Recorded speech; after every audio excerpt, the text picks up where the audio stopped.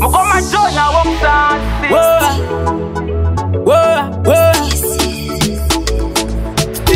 Kiushan kiboto bakandi ronda ronda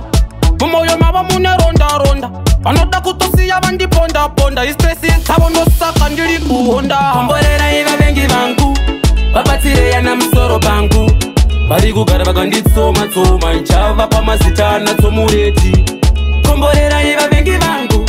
babatire yana msoro bangu bari kugara bakandi tsoma tsoma nchava pamasitana tsomureti bari kuti vakandiona vanofinyama vanofara vachindiona vachindipa munyama vekutenga munoona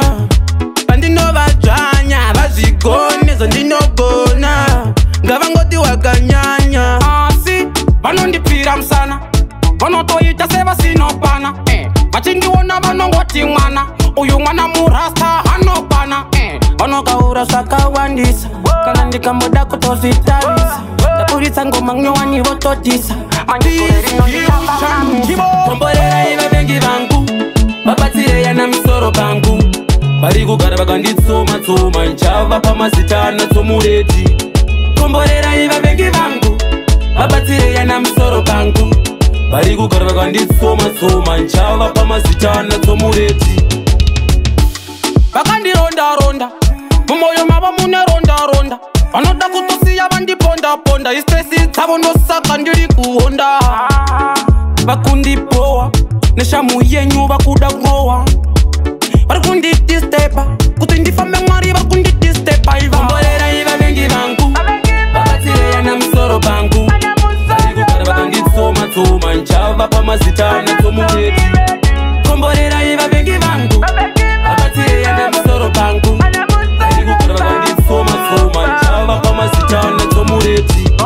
vari kuti vakandiona vanofinyama vanofara vachindiona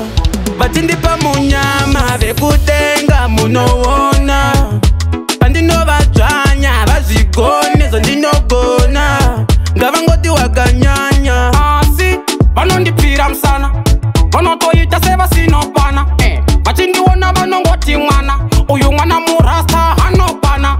vanokaura zvakawandisa kana ndikamboda kutozvitarisa ndaburitsa ngoma nyowani vototisa manje gore rino ndichavamamisa komborera iva vengi vangu